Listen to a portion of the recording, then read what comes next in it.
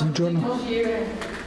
Ci chiedono di uscire, è l'unica risposta che abbiamo dopo aver suonato all'appartamento di via Tiepolo, a Casella d'Asolo, dove Bledar Dedia, il 39enne massacrato a colpi di coltello, rinvenuto senza vita domenica mattina nei boschi di Paderno, di Pieve del Grappa, viveva con la moglie e i 2 figlioletti.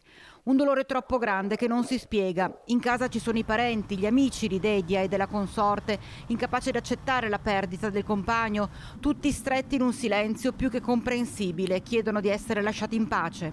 Sarebbe meglio secondo me perché non ha niente, nessuno da dire. Fatemi un piacere, rilassati in pace perché ha moglie e chiusa in camera. Timidamente una vicina ci parla al microfono, anche per lei una cosa inimmaginabile, sconvolgente.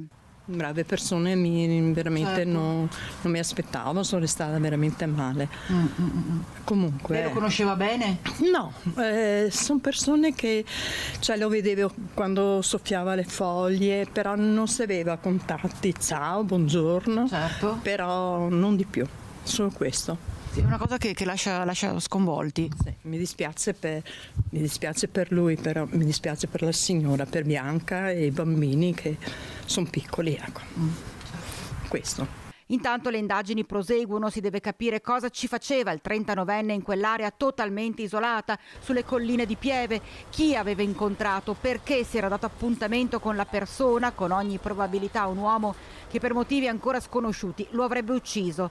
Tante domande cui gli inquirenti stanno cercando di dare una risposta, resta una sola certezza. Bledar Dedia è stato barbaramente strappato alla sua famiglia.